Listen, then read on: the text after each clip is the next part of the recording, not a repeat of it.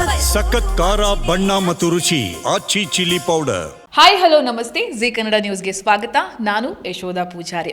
ವೀಕ್ಷಕರೇ, big boss ಮನೆಯಲ್ಲಿ ಯಾರನ್ನೂ ಕೂಡ ಕೇರ್ ಮಾಡದೆ ನಾನು ಇರೋದೇ ಹೀಗೆ ಗುರು ಅಂತ ಹೇಳಿ ಕಿಚ್ಚನ ಸೀಸನ್ಗೆ ಯಾರಿಗೂ ಕೊಡದಂತಹ, ಇಷ್ಟು ಸೀಸನ್ನಲ್ಲಿ ಯಾರಿಗೂ ಸಿಗದಂತಹ ಕಿಚ್ಚನ ಚಪ್ಪಾಳೆಯನ್ನು, ಇಡೀ ಸೀಸನ್ಗೆ ಚಪ್ಪಾಳೆಯನ್ನು ಪಡ್ಕೊಂಡು ಒಂಟಿ ಸಲಗದಂತೆ ಹೋರಾಟ ಮಾಡಿ ಧ್ರುವಂತವರು ಹೊರಗೆ ಬಂದಿದ್ದನ್ನು ನೀವು ನೋಡಿದ್ರಿ. ಯಾರೂ ಅಂದ್ಕೊಂಡಿರಲಿಲ್ಲ ಇಷ್ಟು ಬೇಗ ಬರ್ತಾರೆ ಅಂತ ಹೇಳಿ. ಸೊ ಬಂದರು, ಇವತ್ತು ಫೈನಲಿ ನನಗೆ ಮೊದಲ ಬಾರಿಗೆ ಸಿಕ್ಕಿದ್ದಾರೆ. ಅವ್ರನ್ನ ಮಾತನಾಡಿಸ್ತಾ ಹೋಗ್ತೀನಿ. ಸರ್ ನಮಸ್ತೆ, ಹೇಗಿದ್ದೀರಾ? ನಮಸ್ತೆ, ತುಂಬ ಚೆನ್ನಾಗಿದ್ದೀನಿ. ಸುಧಾರಿಸ್ಕೊಳ್ತಾ ಇದ್ದೀನಿ. ಒಂದು ದೊಡ್ಡ ಯುದ್ಧ ಮುಗಿಸಿ ಬಂದಿದ್ದೀನಿ. ಒಂದು ದೊಡ್ಡ ಅನುಭವ ಮತ್ತು ಭಾರಿ ದೊಡ್ಡ ವೇದಿಕೆ. ಅದರಲ್ಲೂ ಈ ಬಾರಿ ಅದಕ್ಕೆ ಸಿಕ್ಕಿದಂಥ ಪ್ರಸಿದ್ಧಿ ಕೂಡ ಎಕ್ಸ್ಪೆಕ್ಟೇ ಮಾಡೋಕ್ಕಾಗದಿರೋವಂಥದ್ದು. ಸೊ ದೊಡ್ಡ ಕಥೆ ಇದೆ ಅದರದ್ದು. ಸೊ ಅದನ್ನು ಹೇಳ್ಕೊಳ್ಳೋದಕ್ಕೇ ಪದಗಳು ಸಿಗಲ್ಲ ಆ ಅನುಭವನ. ಅಂದರೆ ಕೆಲವರು ಬಾಂಡಿಂಗ್ ಆಗೋದನ್ನು ನೋಡಿದ್ದೀವಿ ನಾವು. ಇಷ್ಟು ಸೀಸನಲ್ಲಿ ಎಲ್ಲ ಬಾಂಡಿಂಗ್ ಆಗ್ತಾರೆ, ಒಂದು ಕಂಫರ್ಟ್ ಝೋನಲ್ಲಿ ಇರ್ತಾರೆ. ಬಟ್ ನೀವು ಹಂಗೆ ಇರಲಿಲ್ಲ. ತಾನಾಯ್ತು, ನಾನು ಇರೋದೇ ಹೀಗೆ. ಆ್ಯಂಡ್ ಗಿಲ್ಲಿ ಒಂದು ಮಾತು ಹೇಳ್ತಾ ಇದ್ರು ನಮಗೆ, ನಾಟಕಕ್ಕೋಸ್ಕರ ಅಥವಾ ಕ್ಯಾಮ್ರಾಗೋಸ್ಕರ ಆಗಿದ್ದಿದ್ರೆ ಅವರು ಕ್ಲೀನ್ ಮಾಡೋದಾಗಿಲ್ಲ ಅಥವಾ ಇನ್ನೊಂದು ಅದು, ಬಟ್ ಆ ಶಿಸ್ತನ್ನು ಕೊನೆವರೆಗೂ ಉಳಿಸ್ಕೊಂಡ್ರಿ ಅಂತ ಒಂದು ಮಾತು ಹೇಳ್ತಾರೆ. ಸೊ ಅಲ್ಲಿ ಇನ್ನಷ್ಟು ಜನರ ಮನಸ್ಸನ್ನು ಗೆದ್ರಿ ನೀವು. ಇದ್ರ ಬಗ್ಗೆ ಹೇಳೋದಾದರೆ, ಆ್ಯಕ್ಚುಲಿ ಬಿಗ್ ಬಾಸ್ ಅನ್ನೋದು ಇದೆಯಲ್ಲ ಮ್ಯಾಮ್, ಅದು ಬೇರೆ ಬೇರೆ ಆ್ಯಂಗಲಲ್ಲಿ ತಗೋತಾರೆ. ಈಗ ಕೆಲವರಿಗೆ ಒಂದು ಕಾಮಿಡಿ ಎಂಟರ್ಟೈನ್ಮೆಂಟ್ ಆಗಿ ಹೋಗುತ್ತೆ ಬಿಗ್ ಬಾಸ್, ಇನ್ನು ಕೆಲವರಿಗೆ ಅದು ಆ ಹೀರೋ ಶೋ. ಸೊ ನಮಗೆ ಚಿಕ್ಕದ್ರಲ್ಲಿ ಒಂದು ಪ್ಯಾಷನ್ ಇರುತ್ತೆ ನಮಗೆ, ನಾನು ದೊಡ್ಡವನಾದ್ಮೇಲೆ ಹೀಗೆ ಮಾಡಬೇಕು, ಹೀಗಿರಬೇಕು, ನನ್ನ ವ್ಯಕ್ತಿತ್ವ ಹೀಗಿರಬೇಕು, ನಾನು ಹೀಗೆ, ನಮ್ಮ ಜಡ್ಜ್ಮೆಂಟ್ಗಳು ಹೀಗಿರಬೇಕು ಅಂತ. ಸೊ ಇದನ್ನೆಲ್ಲ ನಾವು ಹಳ್ಳಿಯಿಂದ ಬಂದಿರೋರು. ಸೊ ಇದನ್ನೆಲ್ಲ ಮೈಗೂಡಿಸ್ಕೊಂಡು ಬಂದಿದ್ವಿ. ಮತ್ತು ನಾವು ಕೇಳ್ಕೊಂಡು ಬಂದಂಥ ಮೋರಲ್ ಸೈನ್ಸ್ ಕಥೆಗಳು ಅಥವಾ ದೊಡ್ಡ ದೊಡ್ಡ ಹೀರೋಗಳ ಕಥೆಗಳೆಲ್ಲ ಆ ಪರ್ಸ್ನಾಲಿಟಿನ ಎಲ್ಲೋ ಒಳಗಡೆ ಇತ್ತು. ಅದನ್ನು ಹೊರಗಡೆ ಹಾಕೋದಕ್ಕಂತ ಸಿಕ್ಕಿದಂಥ ವೇದಿಕೆ. ಸೊ ನಾನು ನೋಡ್ಕೊಂಡು ಬಂದಿರೋನಲ್ಲ ಬಿಗ್ ಬಾಸ್. ಸೊ ನನಗೆ it was a hero show. ಅಂದರೆ ನನ್ನ ವ್ಯಕ್ತಿತ್ವನ ತೋರಿಸೋವಂಥ ಒಂದು ಹೀರೋ ಶೋ ಆಗಿತ್ತು. ಸೊ ನನ್ನ ನಿರ್ಧಾರಗಳಾಗಲಿ ಅಥವಾ ನನ್ನ ವಿಚಾರಗಳಾಗಲಿ ಅದನ್ನು ತೋರಿಸೋವಂಥ ವೇದಿಕೆ ಆಗಿತ್ತು. ಸೊ ನಾನು ಅದಕ್ಕೆ ಭಾಳ ಬದ್ಧವಾಗಿದ್ದೆ. ಮತ್ತು ಬಿಗ್ ಬಾಸಲ್ಲಿ ಹಲವಾರು ವಿಭಾಗಗಳು ಬರುತ್ತೆ. ಅಂದರೆ ನಿಮ್ಮ ಅಲ್ಲಿ ಓದೋದಾಗಲಿ, ಇವನ್ ಬಿಗ್ ಬಾಸ್ ಟಾಸ್ಕ್ನ ಏನು ಕಳಿಸ್ತಾರೆ ಅಲ್ಲಿ ಓದೋದ್ರಿಂದ ಶುರುವಾಗಿ ನಿಮ್ಮ ಉಸ್ತುವಾರಿ, ಗೇಮ್ಸ್, ಕಲ್ಚರಲ್, ಆ್ಯಕ್ಟಿಂಗ್, ಪ್ರೆಸೆಂಟೇಷನ್ಸು, ನಿಮ್ಮ ಬ್ರ್ಯಾಂಡಿಂಗ್ ಪಾರ್ಟ್ನರ್ಸ್ ಇರ್ತಾರೆ, ಅವರು ಒಂದು ಟಾಸ್ಕ್ಗಳನ್ನು ಕೊಡ್ತಾರೆ. ಮತ್ತು ಎಲ್ಲವೂ ನಿಮ್ಮ, ಮತ್ತು ನೀವು ಕೊಡುವಂಥ ಡಿಸಿಷನ್ಗಳು, ಮಾತಾಡೋವಂಥ ರೀತಿ, ಸುಮಾರು ಆ್ಯಂಗಲ್ ಇದೆ ಮ್ಯಾಮ್, 10 ಆ್ಯಂಗಲ್. ನಾನು ಯಾವ ಏರಿಯಾದಲ್ಲೂ ನನ್ನನ್ನು ವೀಕ್ ಅಂತ ಆಗ್ಲಿಕ್ಕೆ ಬಿಡಲಿಲ್ಲ. ಅಲ್ಲಿ ನಾವು ಆ ಟಾಸ್ಕ್ ಓದೋದ್ರಿಂದ ಹಿಡಿದು ಆ ಮನೆನ ಇಡೋ ರೀತಿ, ನಾವೇನು ಕಲ್ತ್ಕೊಂಡು ಬಂದಿದ್ದೀವಿ ಸಂಪೂರ್ಣವಾಗಿ ದಾರಿ ಎಳೆದ್ವಿ. ಸೊ ಹೌದು, ಗೊತ್ತು ನಿಮಗೆಲ್ಲ, ಬಾದ್ಶಾ ಕರ್ನಾಟಕದ ಕಿಚ್ಚ ಸುದೀಪ್ ಅವರು ಒನ್ ಮ್ಯಾನ್ ಆರ್ಮಿನೇ. ಆ ಒನ್ ಮ್ಯಾನ್ ಆರ್ಮಿ, ಈ ಒನ್ ಮ್ಯಾನ್ ಆರ್ಮಿಗೆ ಇಡೀ ಸೀಸನ್ನಿನ ಚಪ್ಪಾಳೆ ಕೊಡ್ತಾರೆ. ಶೋನ ನಾವು ಅವತ್ತೇ ಗೆದ್ದಾಗಿತ್ತು ಮ್ಯಾಮ್, ನಾವು ಅವತ್ತೇ ಗೆದ್ದುಬಿಟ್ವಿ. ಸೊ ಮತ್ತು ನಮ್ಮ ಕಮರ್ಷಿಯಲ್ ಪರ್ಪಸ್ಗೆ, TRPಗೆಲ್ಲ ಗೊತ್ತು ನಿಮಗೆ ಹೇಗೆ ವರ್ಕ್ ಆಗುತ್ತೆ, ಜನಗಳ ವೋಟಿಂಗ್ ಮುಖಾಂತರ ಎಲ್ಲ. ಸೊ ಆ ಮುಖಾಂತರ ಗಿಲ್ಲಿಗೆ ಸಿಕ್ಕಿದ್ದಾರೆ. ಮತ್ತು ಭಾಳ ಖುಷಿಯಾಯಿತು. ಗಿಲ್ಲಿಯವರು ಅಪಾರವಾದಂಥ ಒಂದು ಅಭಿಮಾನಿಗಳನ್ನು ಪಡ್ಕೊಂಡಿದ್ದಾರೆ. ನಾನು ಅವರಿಗೆ ಈ ಮುಖಾಂತರ ಏನು ಹೇಳ್ತೀನಿ ಅಂತಂದರೆ, ತುಂಬ ಪುಣ್ಯವಂತರು ಇಷ್ಟು ಪ್ರೀತಿ ಸಿಗೋದು. ಅವ್ರನ್ನ ತುಂಬ ಪ್ರೀತಿಯಿಂದ ಕಾಪಾಡ್ಕೊಳ್ಳಿ. ನಿಮ್ಮ ಫ್ಯೂಚರ್ ವೆಂಚರ್ಸ್ಗೆ ತುಂಬ ಒಳ್ಳೆಯದಾಗಲಿ. ಗಿಲ್ಲಿ ಅವರೇ ವಿನ್ನರ್ ಆಗಿದ್ದೀರಿ. ಸೊ ಭಾಳ ಕಮ್ಮಿ ಜನಕ್ಕೆ ಅಂಥ ಒಂದು ಅಭಿಮಾನಿ ಇದು ಸಿಗೋದು. You are very lucky and all the very best. Rakshita ಬಗ್ಗೆ ಏನು ಹೇಳೋದಕ್ಕೆ ಇಷ್ಟಪಡ್ತೀರಾ? ಆ್ಯಕ್ಚುಲಿ ನಿಜ ಹೇಳಬೇಕಂದ್ರೆ ನಾವು ಎಂಜಾಯ್ ಮಾಡ್ತಿದ್ರಿ ನಿಮ್ಮಿಬ್ಬರ ಈ ಒಂದು ಆ ಫೈಟ್ ಇದೆಯಲ್ಲ, ಕ್ಯೂಟಾಗಿ, ಅದು ಬಹಳ ಚೆನ್ನಾಗಿತ್ತು ನೋಡೋದಕ್ಕೆ. ಇದ್ರ ಬಗ್ಗೆ ನೀವೆಷ್ಟು ಇರಿಟೇಟ್ ಆಗ್ತಾಯಿದ್ರಿ ಯಾಕೆ ಅಂತ ಹೇಳಿ? ಟು ಬಿ ಆನೆಸ್ಟ್, ನೀವು ಆಡಿಯನ್ಸ್ ಏನು ಹೊರಗಡೆಯಿಂದ ನೋಡ್ತೀರಿ ಅದು ನಿಮಗೆ ಎಂಟರ್ಟೈನ್ಮೆಂಟ್ ಆಗಿ ಕಾಣುತ್ತೆ. ಬಟ್ ಒಳಗಡೆ it is a real situation. ಅದು ಅಲ್ಲಿ ಯಾವುದು ಸ್ಕ್ರಿಪ್ಟೆಡ್ ಇರಲ್ಲ, ಅದು ನಿಜ. ಅಲ್ಲಿ ನಿಮಗೆ ಇಬ್ಬರ ಗಲಾಟೆ ಎಂಟರ್ಟೈನ್ಮೆಂಟ್ ಥರ ಕಾಣುತ್ತೆ, ಆದರೆ ಅಲ್ಲಿ ನಿಜ ಇಬ್ಬರು ಗಲಾಟೆನೇ ಮಾಡ್ತಾ ಇರ್ತಾರೆ. ಸೊ ನಾವು ಆ ಪೀಕಿಗೆ ಹೋಗಿರ್ತೀವಿ. ಮತ್ತು ಆ ಮನೆದು ವಾತಾವರಣ ಹೇಗಿರುತ್ತೆ ಅಂತಂದರೆ, ನಿಮ್ಮ ಎಲ್ಲ ಒಂದು ಫುಡ್ಡು ನಿಮಗೇನಿಷ್ಟ ಅದು ಕಿತ್ಕೊಂಡಿರ್ತಾರೆ. ನಿದ್ದೆ ಇರಲ್ಲ, 24 hours ಲೈಟ್ ಆನ್ ಇರುತ್ತೆ, ನಿಮಗೆ ರಾತ್ರಿ ನಿದ್ರೆ ಬರಲ್ಲ. ಒಂದು ಕ್ಲೋಸ್ಡ್ ಅಟ್ಮಾಸ್ಫಿಯರಲ್ಲಿ 24 hours AC ಆನ್ ಇರುತ್ತೆ. ಮತ್ತು ನಮಗೆ ಕೊಡೋವಂಥ ಟಾಸ್ಕ್ಗಳು ಇಷ್ಟೇನು ಮಾಡುತ್ತೆ, ನಿಮಗೆ ಮೆಂಟಲಿ ತುಂಬ ಪ್ರೆಷರ್ ಆಗುತ್ತೆ. ಮತ್ತು ಅಲ್ಲಿ ಎಲ್ಲ ಕಂಟೆಸ್ಟೆಂಟ್ ನಾಮಿನೇಷನ್ ಮಾಡೋದಕ್ಕೆ ಹಂಟ್ ಮಾಡ್ತಾನೇ ಇರ್ತಾರೆ. ಸೊ ನೀವು ಎವ್ರಿ ಟೈಮ್ ಪರ್ಫಾರ್ಮೆನ್ಸಲ್ಲೇ ಇರಬೇಕು. ನೀವು ಥಿಂಕ್ ಮಾಡ್ತಾ ಇರೋದು ಪರ್ಫಾರ್ಮೆನ್ಸಿಗೆ, ನಿಮ್ಗೆ ಎಲ್ಲಿ ಏರಿಯಾ ಸಿಗುತ್ತೆ ಅಲ್ಲಿ ಪರ್ಫಾರ್ಮ್ ಮಾಡಬೇಕು. ಸೊ ಇದರಲ್ಲಿ ಒಂದೊಂದು ಸರ್ತಿ ಕೆಲವರು ಡಿಸ್ಟರ್ಬ್ ಮಾಡ್ತಾರೆ ನಮಗೆ, ಅಥವಾ ಟಾಂಟ್ ಕೊಡ್ತಾರೆ, ಅದು ಅವರ ಒಂದು ಆಟದ ಸ್ಟೈಲ್ ಆಗಿರುತ್ತೆ. ಸೊ ಇದು ಬಂದಾಗ ನಾವು ಅದರಲ್ಲಿ ಯಾವುದೇ ಕಂಜೂಸಿ ಮಾಡಲಿಲ್ಲ. ಯಾವ ರೀತಿ ಉತ್ತರಗಳನ್ನು ಕೊಡಬೇಕಿತ್ತು, ತಗೊಳ್ಬೇಕಿತ್ತು, ಎಲ್ಲ ಧಾರಾಳವಾಗಿ ಮಾಡಿದ್ದೀವಿ. ಸರ್, ಈ ಕಿಚ್ಚನ ಚಪ್ಪಾಳೆ ಕಾಂಟ್ರವರ್ಸಿಯಾಗಿ ಬದಲಾಗುತ್ತೆ. ಸೊ ಅವರಿಗೆ ಬೇಕು ಬೇಡದ ಬೈಗುಳಗಳನ್ನು ಜನ ಕೊಟ್ಟಿದ್ದು ನೋಡಿದ್ದೀವಿ, ನಾವು ಕಮೆಂಟ್ಗಳನ್ನು ಮಾಡಿದ್ದು ನೋಡಿದ್ವಿ, ಸೋಷಿಯಲ್ ಮೀಡಿಯಾದಲ್ಲಿ ಬರ್ಕೊಂಡಿದ್ದು ನೋಡಿದ್ವಿ. ಇದನ್ನು ನೀವು ಹೇಗೆ ಸ್ವೀಕಾರ ಮಾಡಿದ್ರು? ಆ್ಯಂಡ್ ಸರ್ ಅದನ್ನು ಪ್ರಸ್ತಾಪ ಕೂಡ ಮಾಡಿದರು ಬಿಗ್ ಬಾಸ್ ಸೀಸನ್ ಇದರಲ್ಲಿ. ನಾನು ಇದ್ರ ಬಗ್ಗೆ ನಿಜವಾಗ್ಲೂ ಮಾತಾಡಬೇಕು. ಯಾಕಂತಂದರೆ ಈಗ PR ಮಾಫಿಯಾ ಥರ ಟರ್ನ್ ಆಗಿದೆ ಈಗ. ನಾನು ಇನ್ನೊಂದು ಹೇಳಬೇಕು, ನಾನು ಯಾವುದೇ ಒಂದು ಊರಿನ ಓಟ್ಸಿಂದಾಗಲಿ ಅಥವಾ ಒಂದು 3-4 ಜನ PRಗಳನ್ನೇ ಇಟ್ಕೊಂಡಾಗಲಿ ಆಡಿಲ್ಲ. ನಾನು ನನಗೋಸ್ಕರ ಆಟ ಆಡಿರೋದು ಬಿಗ್ ಬಾಸ್ನ. ಅದಕ್ಕೆ ಯಾವ ಗೌರವ ಸಿಗಬೇಕಿತ್ತು ಬಾದ್ಶಾ ಕಿಚ್ಚ ಸುದೀಪ್ ಅವರಿಂದ ಸಿಕ್ಕಿದೆ. ಅದು ನನ್ನ ಆನೆಸ್ಟಿಗೆ ನನಗೆ ಸಿಕ್ಕಿರೋದು ಒಂದು. ಎರಡನೇದು, ನಾನು ಈ ಪ್ರೇಕ್ಷಕರಿಗೆ ಹೇಳೋಕ್ಕೆ ಇಷ್ಟಪಡ್ತೀನಿ, ನಿಮಗೆ ಯಾರ ಮೇಲೇನಾದರೂ ಅಭಿಮಾನ ಇದೆಯಾ, ಬಹಳ ಸಂತೋಷ. ಅವ್ರನ್ನ ಪ್ರೋತ್ಸಾಹಿಸಿ. ಅವ್ರನ್ನ ಪ್ರೋತ್ಸಾಹ ಮಾಡೋ ಬರದಲ್ಲಿ ಇನ್ನೊಬ್ಬರಿಗೆ ಟೀಕೆ ಮಾಡೋದಾಗಲಿ ಅಥವಾ ಅವ್ರಿಗೆ ಇನ್ಸಲ್ಟ್ ಮಾಡೋದಾಗಲಿ ದಯವಿಟ್ಟು ಮಾಡಬೇಡಿ. ಯಾಕಂದರೆ ಅದು ನಿಮ್ಮ ಮನೆ ಮಕ್ಕಳಿದ್ದಾಗ ಮಾತ್ರ ಅದರದ್ದು ಪೇನ್ ಗೊತ್ತಾಗೋದು ನಿಮಗೆ. ಆಮೇಲೆ ಇನ್ನೊಂದು ಹೇಳ್ತೀನಿ, ನನಗೆ ನನ್ನ ಬಗ್ಗೆ ಯಾರು ಟೀಕೆ ಮಾಡಿದ್ದಾರೆ ಅಥವಾ ಕಿಚ್ಚ ಸರ್ ಬಗ್ಗೆ ಯಾರು ಟೀಕೆ ಮಾಡಿದ್ದಾರೆ, ನಮಗೆಲ್ಲ ಬೇಜಾರೇ ಇಲ್ಲ. ನಮಗೆ ಎಲ್ಲಿ ಬೇಜಾರಾಗುತ್ತೆ ಅಂತಂದರೆ, ನೀವೊಂದು ಟೀಕೆನ ಈಗ ಸೋಷಲ್ ಮೀಡಿಯಾ ಫಿಂಗರ್ ಟಿಪ್ಸಲ್ಲಿದೆ, ನೀವು ಮಾಡ್ತೀರಿ ಒಂದು ವಿಡಿಯೋ, ಆ ಧ್ರುವಂತ್ ಏನು ಮಾಡ್ದ, ಏನು ಮಾಡ್ದ, ನೀವು ಮಾತಾಡ್ತೀರಿ. ನಿಮ್ಮ ಕಮೆಂಟಲ್ಲಿ ಒಂದು 200, 300, 500 ಜನ ನಿಮಗೆ ಬೈದು ಕಮೆಂಟ್ ಮಾಡ್ತಾರೆ, ಅದು ಬೇಜಾರಾಗುತ್ತೆ. ನೀವು ನಮಗೆ ಬೈತೀರಾ, ಬೇಜಾರಿಲ್ಲ. ನಿಮಗೆ ಕಮೆಂಟ್ಗಳಲ್ಲಿ ನಿಮಗೆ ಬೈತಾರೆ, ಅದು ನೋಡಿ ಬೇಜಾರಾಗುತ್ತೆ. ಇದು ಒಳ್ಳೆಯ ಆರೋಗ್ಯಕರವಾದ ಬೆಳವಣಿಗೆ ಅನಿಸಲ್ಲ. ನೀವು ಸಪೋರ್ಟ್ ಮಾಡಿ, ಅವ್ರಿಗೆ ಒಳ್ಳೇದು ಹೇಳಿ. ಬೇರೆಯವ್ರು ಇಷ್ಟ ಇಲ್ವಾ ಬಿಟ್ಬಿಡಿ, ಅವ್ರದ್ದು ಏನೋ ಕಷ್ಟಪಟ್ಕೊಂಡು ಅವ್ರು ಒಂದ ಮೇಲೆ ಬರ್ತಾರೆ ಅಥವಾ ಟ್ರೈ ಮಾಡ್ತಾರೆ. ನೀವು ಇಷ್ಟ ಒಬ್ಬರನ್ನ ಪಡೋ ಬರದಲ್ಲಿ, ನಾನಂತಲ್ಲ ಯಾರೇ ಆಗಲಿ, ಈ ಸಲ ಯಾವ ಮಟ್ಟಕ್ಕೆ ಹೋಗಿದೆ ಅಂತಂದರೆ ಕಿಚ್ಚ ಸರ್ಗೂ ಏನೇನೆಲ್ಲ ಮಾತಾಡಿದ್ದಾರೆ. ಸೊ ಅದು ಕಿಚ್ಚ ಸರ್ ಅವರ ಸೇವೆ ಗೊತ್ತು ನಿಮಗೆ, ನಮ್ಮ ಕರ್ನಾಟಕಕ್ಕೆ ಅವರ ಕೊಡುಗೆ. ಮತ್ತು ಬಿಗ್ ಬಾಸ್ಗೆ ಈ ಸೀಸನಲ್ಲಿ 12 ಸೀಸನ್ ಅವರು ನೋಡಿಕೊಂಡು ಸಾರಥಿಯಾಗಿ ನೆರವೇರಿಸ್ಕೊಂಡು ಬಂದಿರೋವಂಥವ್ರು. ಅವರಿಗೆ ಆ ಬಿಗ್ ಬಾಸಿನ ಚಿಕ್ಕ ಚಿಕ್ಕ ಏರಿಯಾಸ್ ಕೂಡ ಗೊತ್ತು ಆ ಶೋದು. ಅವರು ಏನೋ ಒಂದು ಡಿಸಿಷನ್ ತಗೊಂಡಿರ್ತಾರೆ ಅಂತಂದರೆ ಅದು ತೂಕವಾಗೇ ಇರುತ್ತೆ. ಸೊ ಅದನ್ನು ಪ್ರಶ್ನೆ ಮಾಡೋ ಹಕ್ಕು ಬಹುಶಃ ಯಾರಿಗೂ ಇಲ್ಲ. ಯಾಕಂದರೆ ಅವರ ಆ ಕಾಂಟ್ರಿಬ್ಯೂಷನ್ ಏನಿದೆ ಆ ಶೋಗೆ ಭಾಳ ದೊಡ್ಡದಿದೆ. ಸೊ ಹಾಗಾಗಿ ಅದು ಮಾಡಬಾರ್ದು ಅಂತ ನನ್ನ ಒಂದು ಸ್ಯಾಟಿಸ್ಫ್ಯಾಕ್ಷನ್ ಇದೆಯಾ ಈ ಸತಿ ಗಿಲ್ಲಿ ಗೆದ್ದಿದ್ದು, ರಕ್ಷಿತ್ ತಂಗಿ ರನ್ನರು? ಇದು ನಿಜವಾಗ್ಲೂ ಸ್ಯಾಟಿಸ್ಫ್ಯಾಕ್ಷನ್ ಇದೆಯಾ, ಖುಷಿ ಕೊಟ್ಟಿದೆಯಾ ಈ ಒಂದು ಗೆಲುವು ಅಂತ ಹೇಳಿ? ಸ್ಯಾಟಿಸ್ಫ್ಯಾಕ್ಷನ್ ನನಗಿದೆ. ನಾನು ಆ್ಯಕ್ಚುಲಿ ಅಂದ್ಕೊಂಡಿರಲಿಲ್ಲ. ಯಾಕಂದರೆ ನಾನೊಂದು PR ಇಲ್ಲದೆ, ಒಂದು ಕೊಲಾಬ್ರೇಷನ್ಸ್ ಇಲ್ಲದೆ, ನನಗೆ ಬಂತು ಆಫರ್, ಮನೇಲೇನು ಬಟ್ಟೆ ಇತ್ತು ಪ್ಯಾಕ್ ಮಾಡ್ಕೊಂಡು ಹೋಗಿರೋನು. ನಾನು ನೋಡಿರೋನಲ್ಲ ಬಿಗ್ ಬಾಸ್. ಅಲ್ಲಿ ಏನಾಯಿತು ಅರ್ಥ ಮಾಡ್ಕೊಳ್ಳೋಕ್ಕೆ ಸ್ವಲ್ಪ ಟೈಮ್ ತಗೊಂಡೆ ಬಿಗಿನಿಂಗಲ್ಲಿ. ಆಮೇಲೆ ನಾನಾದೆ. ಆಮೇಲೆ ನಾನು ಏನು ಪರ್ಫಾರ್ಮ್ ಮಾಡ್ಕೊಂಡು ಬಂದೆ, ಇಟ್ ವಾಸ್ ಇಲ್ಲಿಂದ. ಅದಕ್ಕೆ ಏನೆಲ್ಲ ಬರ್ತಾ ಹೋಯಿತು ಅದನ್ನು ಖುಷಿ ಆಯಿತು. ಹೊರಗಡೆ ಬಂದಾದಮೇಲೆ ಧ್ರುವಂತ್ ಏನಾಗಿದ್ದ, ಒಂಟಿ ಸಲಗ, 1 ಮ್ಯಾನ್ ಆರ್ಮಿ, ಡ್ಯಾಶಿಂಗ್ ಧ್ರುವಂತ್, ಇದೆಲ್ಲ ನೋಡಿ ಮ್ಯಾಮ್, ಏನು ಕನಸು ಕಂಡಿದ್ವಿ ನಾವು 30 ವರ್ಷದಲ್ಲಿ. ನಮ್ಮ ಚಿಕ್ಕ ಸ್ಕೂಲಿಂದ ಏನು ಕನಸು ಕಂಡಿದ್ದೆ ಕಣ್ಣು ಮುಂದೆ ಸಾಕ್ಷಾತ್ತಿತ್ತು. ಜಯ ಮಹಾಕಾಲ್.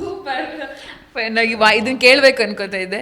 ಅಪ್ಪ ಅಮ್ಮ ಯಾವ ರೀತಿ ಸಂಭ್ರಮಿಸಿದ್ರು? ಅಮ್ಮ ಬಾಕ್ಸ್ ಕಿಚ್ಚ ಕೊಟ್ಟಂತ ಚಪ್ಪಳೆಯಲ್ಲಿ ಕೊಟ್ಟ ಗಿಫ್ಟ್ ಬಾಕ್ಸನ್ನು ಓಪನ್ ಮಾಡಿ ಎಷ್ಟು ಸಂಭ್ರಮಿಸಿದ್ರು ಅಂತ ಹೇಳಿ. ಆ್ಯಕ್ಚುಲಿ ಏನಾಗಿತ್ತು ಅಂತಂದರೆ, ಲಾಸ್ಟ್ ಇಯರ್ 2025 ಕೆಲವರು ನಮ್ಮ ಒಳ್ಳೆತನನ ಮಿಸ್ಯೂಸ್ ಮಾಡಿಕೊಂಡು ಸಹಾಯ ಅಂತ ದುಡ್ಡೆಲ್ಲ ಕೇಳಿ ನಮ್ಮ ಹೆಸರನ್ನ ಹಾಳು ಮಾಡೋದಕ್ಕೆ ಭಾಳ ದೊಡ್ಡ ಪ್ರಯತ್ನ ಆಗಿತ್ತು. ನನ್ನ ಬಗ್ಗೆ ಇಲ್ಲ ಸಲ್ಲದ ಆರೋಪಗಳನ್ನು ಹಾಕಿ ನನ್ನ ತೇಜೋವಧೆ ಮಾಡೋವಂಥದ್ದು ಏನೇನೆಲ್ಲ ನಡೆದಿತ್ತು. ಇದ್ರ ಬಗ್ಗೆ ನಾನು ಭಾಳ ಡಿಸ್ಟರ್ಬ್ ಆಗಿದೆ. ನಾನು ಶೂಟಿಂಗ್ ಟೈಮ್ ಪೀಕ್ ತೆಲುಗಲ್ಲಿ ನಾನು 3 ಸ್ಟೇಟಲ್ಲಿ ವರ್ಕ್ ಮಾಡ್ತೀನಿ, ಕನ್ನಡ ಮಾತ್ರ ಅಲ್ಲ. ಅದು ಕೂಡ ನಮ್ಮ ಜನರು ಕೊಟ್ಟಿರುವಂಥ ಆಶೀರ್ವಾದ ನನಗೆ.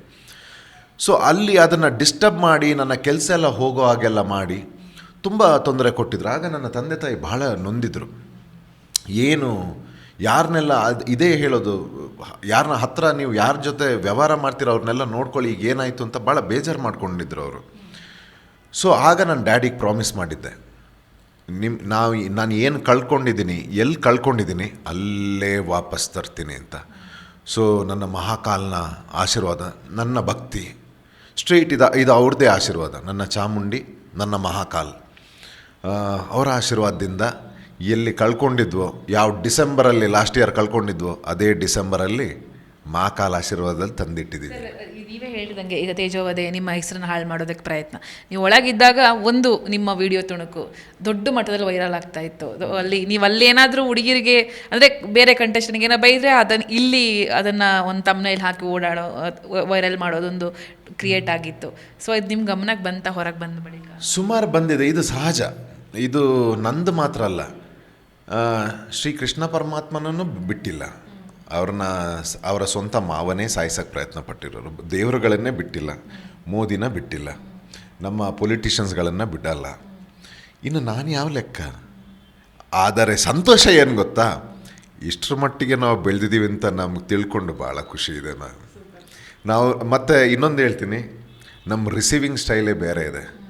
ನಿಮಗೆ ಒಂದು ಮರಕ್ಕೆ ಕಲ್ಲು ಹೊಡಿತಾ ಇದ್ದಾರೆ ಅಂತಂದರೆ ಬಹುಶಃ ಅದರಲ್ಲಿ ಹಣ್ಣಿರಬೇಕಲ್ವ. ಸುಮ್ಮನೆ ಮರಕ್ಕೆ ಯಾರಾದರೂ ಕಲ್ಲು ಹೊಡಿತಾರ? ಇಲ್ಲ ತಾನೆ. ಸಿಂಪಲ್. ರಾಶಿಕಾ ಬಗ್ಗೆ ಟ್ರೈ ಮಾಡ್ತಾ ಇದ್ದಾರೆ ಅನ್ನೋದು ಅದು ಕೂಡ ಒಂದು ಸ್ವಲ್ಪ ವೈರಲ್ ಆಯಿತು. ಅದ್ರ ಬಗ್ಗೆ ನೀವು ಈಗ ಇಲ್ಲಿ, ಯಾಕಂದ್ರೆ ನಮ್ಗಲ್ಲಿ ತೋರಿಸೋದು ಒಂದು ಕಾಲ ಅವರು ಆತತ್ರ ಒಂದು ಗಂಟೆ ಅಂದ್ಕೊಂಡ್ರು. ಸೊ ಅದ್ರ ಬಗ್ಗೆ ಮಾತಾಡೋದಾದ್ರೆ ಟ್ರೈ ಮಾಡಿದ್ರು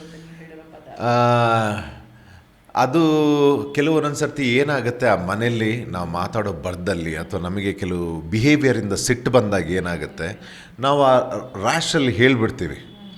ಆಮೇಲೆ ಎಲ್ಲ ಕಂಟೆಸ್ಟೆಂಟ್ಸ್ ನನ್ನ ಪ್ರಕಾರ ಏನು ಗೊತ್ತಾ, ಆ ಮನೆ ಒಳಗಡೆ ಆಟ ಆಡಿರೋ ಆಟ ಅದೆಲ್ಲ ಅದು ವೈಯಕ್ತಿಕವಾಗಿ ಬರಲ್ಲ. ಅವರು ಚೆನ್ನಾಗಿ ಆಟ ಆಡಿದ್ದಾರೆ. ಆಮೇಲೆ ಅವ್ರಿಗೆ ನಮ್ಮ ಜೊತೆ ಅಲ್ಲಿ ಎಂತ ಬರುತ್ತೆ ಅಂತಂದರೆ, ನೀವೀಗ ಟ್ರೈ ಮಾಡಿದಂತ ಹೇಳ್ತಾ ಇದ್ದೀರಿ, ನಮಗೆ ಸುಮಾರು ಸಲ ಜಗಳ ಆದಿದ್ದ ಸಂದರ್ಭದಲ್ಲೂ ಕೂಡ ಅವ್ರು ಯಾವಾಗ ಪರ್ಫಾರ್ಮ್ ಮಾಡಿದ್ದಾರೆ ಅವ್ರಿಗೆ ಸಪೋರ್ಟ್ ಮಾಡೋದು ನಾನೇ. ಅವ್ರು ಹೋಗಬೇಕು, ಕ್ಯಾಪ್ಟನ್ಸಿಗೆ ಹೋಗಬೇಕು, ಅವರು ಜಗಳ ಏನೇ ಇರಲಿ. ಸೊ ನಮಗೆ ಏನಕ್ಕೆ ಈ ಕಿಚ್ಚನ ಚಪ್ಪಾಳೆಲ್ಲ ಸಿಗುತ್ತೆ ಅಂತಂದರೆ, ಇಂಥ ಟೈಮಲ್ಲಿ ನಾವು ತಗೊಂಡಿರೋಂಥ ನಿರ್ಧಾರಗಳು. ನಾವು ಗಲಾಟೆನ ನಾಮಿನೇಷನ್ಗೆ ಇಡಲಿಲ್ಲ. ಟ್ರೂ ಟ್ಯಾಲೆಂಟಿಗೆ ಜಸ್ಟಿಸ್ ಆಗಬೇಕು. ಅದು ನಾನೇ ಆಗಿರಲಿ ಅಥವಾ ಯಾರೇ ಆಗಿರಲಿ. ನೀವು ನನ್ನ ಸೀಕ್ರೆಟ್ ರೂಮಲ್ಲೂ ನೋಡಿರ್ಬೋದು, ರಕ್ಷಿತಾ ಅವರು ಕಾವ್ಯ ಅವ್ರನ್ನ ಹೊರಗಡೆ ಹಾಕಬೇಕು, ಇವರೆಲ್ಲ ಸ್ಪಂದನ ಅವ್ರನ್ನ ಹೊರಗಡೆ ಹಾಕಬೇಕು ಅಂತಂದರೆ ನಾನು ಅದನ್ನ ಬೈಕಾಟ್ ಮಾಡ್ತಾಯಿದ್ದೆ. ಇಲ್ಲ, ವೈಯಕ್ತಿಕ ಏನೇ ಇರಲಿ, ಆಟದಲ್ಲಿ ನಾವು ಮೋಸ ಮಾಡಬಾರ್ದು, ಅವ್ರಿಗೆ ಸರಿಯಾದಂಥ ಇದು ಸಿಗಬೇಕು ಅಂತ ಹೇಳಿ ನಾನು ಅದಕ್ಕೆ ಫೈಟ್ ಮಾಡ್ತಿದ್ದೆ. ಈ ಎಲಿಮೆಂಟ್ಸ್ನ ಜನಗಳು ಅಬ್ಸರ್ವೇ ಮಾಡಿಲ್ಲ.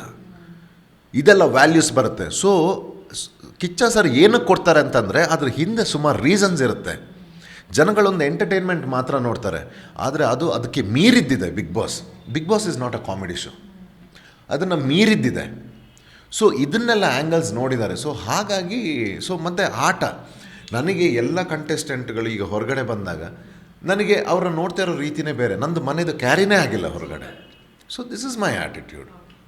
ಸರ್, ಅದ್ಭುತವಾದ ಪ್ರೀತಿ ಗಳಿಸಿದ್ದೀರಾ. ಸಾಕಷ್ಟು ಒಂದು ಬಿಗ್ ಬಾಸ್ ಮನೆ ಜೀವನದ ಪಾಠ ಇನ್ನಷ್ಟು ಕಲಿಸುತ್ತೆ ಅಂತ ಹೇಳ್ತಾರೆ. ಹೋಗಿ ಬಂದವರು ಅಷ್ಟು ಸೀಸನ್ಗಳಲ್ಲಿ ನಾವು ಮಾತಾಡ್ಸಿದ್ದೀವಿ. ನೀವು ಇವಾಗ ಬಂದವ್ರನ್ನ ಮಾತಾಡ್ಸೋಕ್ಕೆಲ್ಲ ಅದೇ ಹೇಳಿದ್ದು, ಸಂಬಂಧಗಳ ಬೆಲೆ ಗೊತ್ತಾಗುತ್ತೆ, ಅನ್ನದ ಬೆಲೆ ಗೊತ್ತಾಗುತ್ತೆ. ಸೊ ಎಲ್ಲ ಒಂದು ಬೆಲೆ ಗೊತ್ತಾಗೋದಕ್ಕೆ ನಾವು ಬಿಗ್ ಬಾಸ್ಗೆ ಹೋಗಬೇಕು ಅಂತ. ನೀವು ನಿಜವಾಗ್ಲೂ ಏನು ಕಲ್ತ್ರಿ ಆ್ಯಂಡ್ ಅಷ್ಟು ಜನ ಕೊಟ್ಟಂಥ ಪ್ರೀತಿಯ ಬಗ್ಗೆ ಪ್ರೌಡಾಗಿ ಏನು ಹೇಳೋಕ್ಕೆ ಇಷ್ಟ? ನಾನು ನಿಜವಾಗ್ಲೂ ಕಲಿತೆ ಅಂದರೆ ನನಗೆ ಸ್ವಲ್ಪ ಕಲಿಕೆ ಭಾಳ ಕಮ್ಮಿ ಸಿಕ್ಕಿದ್ದಲ್ಲಿ. ಯಾಕಂತಂದರೆ ನನ್ನ ಜೀವನದಲ್ಲಿ ಕಲ್ತಿದ್ದೆ ಇದನ್ನೆಲ್ಲ. ನಾವಿವತ್ತು ಆ ಬ್ರ್ಯಾಂಡ್ ಏನಕ್ಕೆ ಆದ್ವಿ ಅಂತಂದರೆ ಜೀವನದಲ್ಲಿ ಆಲ್ರೆಡಿ ಕಲ್ತಿದ್ವಿ ಅನ್ನದ ಬೆಲೆ. ನೀವು ಅಬ್ಸರ್ವ್ ಮಾಡಿರ್ಬೋದು, ಗಿಲ್ಲಿ ಅವರು ನಾನು ಹೊರಗಡೆ ಬಂದಮೇಲೆ ಒಂದು ಮಾತು ಹೇಳ್ತಾರೆ, ಏನೇ ಇರಲಿ ಮನೆ ಒಳಗಡೆ ಡಿಸಿಪ್ಲಿನ್ ಅಂತಂದರೆ ಅವ್ರ ಅಣ್ಣಂದು ಸ್ಟಾರ್ಟಿಂಗ್ ಡೇಯಿಂದ ಇಲ್ಲಿವರೆಗೆ ಅವರು ನಮಗೆ ಗೈಡ್ ಮಾಡ್ತಾ ಇದ್ದಿದ್ದ ರೀತಿ ಅಥವಾ ಮನೆನೇ ಇಟ್ಕೊಳ್ತಿದ್ದಿದ್ದ ರೀತಿ, ಅದು ನಾನು ವಿನ್ ಆಗಿದ್ದು. ಆ ವಿನ್ನರ್ ಬಾಯಿಂದ ಇವತ್ತು ಆ ಮಾತು ಬರುತ್ತೆ ಅಂತಂದರೆ ದಟ್ ಈಸ್ ಧ್ರುವಂತ್. ಸೊ ಹೀಗೆ ಆಮೇಲೆ ನಾನು ಎಕ್ಸ್ಪೆಕ್ಟ್ ಮಾಡಿರಲಿಲ್ಲ ಮ್ಯಾಮ್. ಯಾಕಂದರೆ ಯಾವುದೋ ಒಂದು ಆ್ಯಂಡ್ ಇನ್ನೊಂದು ಹೇಳ್ತೀನಿ ನನ್ನ ಪ್ರೇಕ್ಷಕರಂತ ಹೇಳಲ್ಲ, ನನ್ನ ಪೋಷಕರಂತ ಹೇಳ್ತೀನಿ. ಜನ್ಮ ಕೊಟ್ಟರು ತಂದೆ ತಾಯಿ ಮತ್ತು ನನ್ನನ್ನು ಬೆಳೆಸ್ತಿರೋರು, ಇವರಿಬ್ಬರು ಪೋಷಕರೇ ನನಗೆ. ನಾನು ಯಾವುದೇ ಊರಿಗಾಗಲಿ, ಯಾವುದೇ ಜಾತಿಗಾಗಲಿ, ಯಾವುದೇ ಭಾಷೆಗಾಗಲಿ ಸೀಮಿತವಾಗಿರೋನಲ್ಲ. ಕಲೆ ಅಂತ ಬಂದಾಗ ಕಲೆಗೆ ಯಾವುದೇ ಜಾತಿ, ಊರು, ಭಾಷೆ ಅಂತ ಬರಲ್ಲ. ನಾನು ಎಲ್ರಿಗೂ ಸೇರಿರೋನು, ನಾನು ಸಮಸ್ತ ಕರ್ನಾಟಕಕ್ಕೆ ಸೇರಿರೋನು. ಸೊ ಯಾರು ನಮ್ಮ ಊರ ಬಗ್ಗೆ ಹೇಳಿಲ್ಲ, ಆ ಊರ ಬಗ್ಗೆ ಹೇಳಿಲ್ಲ, ನಾನು ಯಾವತ್ತೂ ಹೇಳಲ್ಲ. ನಾನು ಎಲ್ರಿಗೂ ಸೇರಿರೋನು. ಇಷ್ಟೇ ಹೇಳಿ, ಧ್ರುವಂತ್ ಎಲ್ರಿಗೂ ಸೇರಿರೋನು. ಸೊ ಎಲ್ಲರ ಆಶೀರ್ವಾದ. ಆ್ಯಂಡ್ ನಾನು ನಿಜವಾಗ್ಲೂ ಹೇಳ್ತೀನಿ, ನನ್ನ ಕೋಟಿ ಕೋಟಿ ನಮನ. ನಾನು ಎಕ್ಸ್ಪೆಕ್ಟ್ ಮಾಡಿದ್ದು ಇಷ್ಟೇ, ಆದರೆ ನನಗೆ ಹೊರಗಡೆ ಬಂದಾಗ ಸಿಕ್ಕಿದ್ದು ಜಯ ಮಹಾಕಾಲ್. ಬ್ರದರ್ ಮದುವೆ ಸರ್ ಆ ಕ್ಷಣ ಹೌದು ಹೌದು, ಯಾಕಂದರೆ ಒಬ್ಬನೇ ತಮ್ಮ ಮನೆಯಲ್ಲಿ ಒಂದೇ ಸಲ ಎರಡೆರಡು ಗುಡ್ ನ್ಯೂಸ್, ಒಂದು ಬಿಗ್ ಬಾಸ್ದು, ಒಂದು ಎರಡನ್ನೂ ಯಾವುದನ್ನು ಬಿಡೋ ಹಾಗಿಲ್ಲ. ಮತ್ತು ಮುಹೂರ್ತ ಗೊತ್ತು ನಿಮಗೆ, ಆ ಒಳ್ಳೆ ಮುಹೂರ್ತದಲ್ಲಿ ನನ್ನ ತಮ್ಮನ ಮದುವೆ ಆಗಬೇಕು. ಅವನೇ ಧೈರ್ಯ ಹೇಳಿ ಕಳಿಸಿದ್ದು, ಅಣ್ಣ ಇಲ್ಲಿ ಎಲ್ಲ ನಾನು ನೋಡ್ಕೊಳ್ತೀನಿ, ನೀವು ಹೋಗಿ ಬನ್ನಿ, ಗೆದ್ದು ಬನ್ನಿ ಅಂತ. ಸೊ ಅದೊಂದು ಇರುತ್ತೆ ಗೊತ್ತಾ, ನಿಮ್ಮ ಸ್ವಂತ ಇದು ಆ ಆಲ್ಬಮಲ್ಲಿ ನೀವು ಇಲ್ಲ ಅನ್ನೋದು ಯಾರಿಗಾದರೂ ಅದು. ಮತ್ತು ನನಗೆ ನನ್ನ ಫ್ಯಾಮಿಲಿ ಅಂತಂದರೆ ಪ್ರಾಣ. ನನ್ನ ಉಸಿರೇ ಅವ್ರಿಗೆ. ನನ್ನ ಡ್ಯಾಡಿ ಮಮ್ಮಿ, ನನಗೆ ತಮ್ಮ, ಈಗ ಒಂದು ಪುಟ್ಟ ತಂಗಿ ಬಂದಿದ್ದಾಳೆ, ವೆರಿ ಕ್ಯೂಟ್ ಶಿ ಈಸ್. ಅದನ್ನು ಬಿಗ್ ಬಾಸ್ ಅರ್ಥ ಮಾಡಿಕೊಂಡು ನನಗೋಸ್ಕರ ಅವನ ರಿಸೆಪ್ಷನ್ನೇ ರೀಕ್ರಿಯೇಟ್ ಮಾಡಿ, ನಾನು ಏನು ಮೂಮೆಂಟ್ನ ಕಳ್ಕೊಂಡೆ ಅದನ್ನು ನನಗೆ ಮತ್ತೆ ಕೊಡ್ತಾರೆ. ಆ್ಯಂಡ್ ಎಂಥ ವೇದಿಕೆಯಲ್ಲಿ, ಕಲರ್ಸ್ ಕನ್ನಡ ಮತ್ತು ಬಿಗ್ ಬಾಸ್ ವೇದಿಕೆಯಲ್ಲಿ ಕಲರ್ಸ್ ಕನ್ನಡ ನನ್ನನ್ನು ಯಾವತ್ತೂ ನೀವು ಗೆಲ್ಲಿಸ್ಬಿಟ್ಟಿದ್ದೀರಿ. ಟು ಬಿ ಆನೆಸ್ಟ್, ನನ್ನ ಅವಾರ್ಡ್ ಯಾರೋ ಕೈಗೆ ಹೋಗಿರ್ಬೋದು, ಆದರೆ ಗೆಲುವು ಅನ್ನೋದು ನನಗೆ ಯಾವತ್ತೂ ಕೊಡೋಕ್ಕೆ ಶುರು ಮಾಡಿದ್ರಿ ನೀವು. ನಾನು ನನ್ನ ಲೈಫ್ ಇರೋವರೆಗೂ ನಾನು ಚಿರಋಣಿ ಬಿಗ್ ಬಾಸ್ ತಂಡಕ್ಕೆ ಮತ್ತು ಕಲರ್ಸ್ ವಾಹಿನಿಗೆ. ಜಯ ಮಹಾಕಾಲ್. ತಮ್ಮನ ಮದುವೆ ಆಯಿತು, ಮುಂದೆ ನಿಮ್ಮ ಜರ್ನಿಲಿ ಬೇಕು ನನಗೆ ಯಾಕೋ ಈ ಬಿಗ್ ಬಾಸ್ ಸೀಸನ್ ಆದಮೇಲೆ ಭಾಳ ಸಂಗಾತಿ ಸಿಗೋದು ಡೌಟೇ ಅಂತ ಅನ್ನಿಸ್ತದೆ. ಯಾಕಂದರೆ ನಮ್ಮ ವ್ಯಕ್ತಿತ್ವನ ನೋಡಿದ್ದಾರೆ. ಹೆಣ್ಣು ಮಕ್ಕಳು ನನ್ನನ್ನು ಇಷ್ಟಪಡೋದು ಬಹುಶಃ ಡೌಟೇ ಅಂತ ಅನಿಸುತ್ತೆ. ಇವನ ಜೊತೆ ಹೇಗೆ ಬಾಳೋದು ನಾವು ಅಂತ, ಇವನ ಡಿಸಿಪ್ಲಿನು, ಇವನು ನನ್ನ ಮಾತಾಡೋ ರೀತಿ, ಮತ್ತು ನಾನು ಸ್ವಲ್ಪ ಕೇರ್ ಮಾಡಲ್ಲ ma'am. I am not okay being okay. ನನ್ನ style, what is bad it is bad, what is good it is good, this is my style. So ಅದು ಎಲ್ಲೋ ಈಗಿಂದು ಸ್ವಲ್ಪ ಪಾಲಿಶ್ಡ್ ಇರೋದು ಸಮಾಜ ಎಕ್ಸ್ಪೆಕ್ಟ್ ಮಾಡುತ್ತೆ, ಅದು ಸ್ವಲ್ಪ ಕಷ್ಟ ನನಗೆ. ಸೊ ಅದನ್ನು ಎಲ್ಲ ಮೀರಿ ಇಷ್ಟಪಡೋರು ಸಿಕ್ಕಿದ್ರೆ ನೋಡೋಣ ಮುಂದೆ. ಎಸ್, ಫೈನಲಿ ಏನಾದ್ರು ಹೇಳೋದಿದ್ರೆ ಜಿ ವೀಕ್ಷಕರು ಆ್ಯಂಡ್ ಓವರಲ್ ಎಲ್ರಿಗೂ ಈ ಬಿಗ್ ಬಾಸ್ ಅನ್ನೋದನ್ನು ಒಂದು ಚಿಕ್ಕ ಗೇಮ್ ಶೋಗೆ ಒಬ್ಬ ಕಂಟೆಸ್ಟೆಂಟಾಗಿ ಹೋಗಿದ್ದೆ. ಬಟ್ ಹೊರಗಡೆ ಈ ರೀತಿಯಾಗಿ ಬರ್ತೀನಿ ಅಂತ ನನಗೆ ಗೊತ್ತಿರಲಿಲ್ಲ. ನೀವು ಕೊಟ್ಟಂಥ ಬಿರುದುಗಳು, ನೀವು ಕೊಟ್ಟಂಥ ಪ್ರೀತಿ, ನೀವು ಮಾಡಿರೋಂಥ ಆಶೀರ್ವಾದ, ನಾನು ಸದಾ ಚಿರಋಣಿ. ಇನ್ನು ಮುಂದೆ ನನ್ನ ಕೈಯಲ್ಲಿ ಎಷ್ಟು ಕಲಾ ಸೇವೆ ಮಾಡೋಕ್ಕಾಗಿ ನಿಮ್ಮನ್ನು ರಂಜಿಸೋಕ್ಕಾಗುತ್ತೋ, ದ ಬೆಸ್ಟೆಸ್ಟ್ ಎಂಟರ್ಟೈನ್ಮೆಂಟ್ ಪ್ರಾಡಕ್ಟ್ಸ್ನ ನಾನು ನಿಮ್ಮ ಮನೆಗೆ ತಂದು ಇಡಬೇಕು ಅನ್ನೋ ಆಸೆನ ಇಟ್ಕೊಂಡಿದ್ದೀನಿ. ಅದಕ್ಕೆ ಕೂಡ ನಿಮ್ಮೆಲ್ಲರ ಆಶೀರ್ವಾದ ಈ ಧ್ರುವಂತನ ಮೇಲೆ ಇರಲಿ. Yes sir, thank you so much. ನಿಮ್ಮ ಜರ್ನಿ ಸೂಪರ್ ಆಗಿರಲಿ. ಸೀರಿಯಲ್ಲು ಅಥವಾ ಸಿನಿಮಾ ಏನೇ ಮಾಡಲಿ ಎಲ್ಲವೂ ಕೂಡ ಸೂಪರ್ ಡೂಪರ್ ಹಿಟ್ ಆಗಲಿ. ಸಾಕಷ್ಟು ಯಶಸ್ಸು ನಿಮ್ಮ ಹಿಂದೆನೇ ಇರಲಿ. Thank you so much. You welcome ಅಮ್ಮ. ಜಯ Mahakal. Thank you sir. Yes ವೀಕ್ಷಕರೇ, ಇದು ಧ್ರುವಂತ್ ಅವರ ಮಾತುಗಳು. ಕ್ಯಾಮ್ರಾ ಪರ್ಸನ್ ಗುಡಿಗೇರಿ ಜೊತೆ ಯಶೋಧ ಪೂಜಾರಿ, ಬೆಂಗಳೂರು.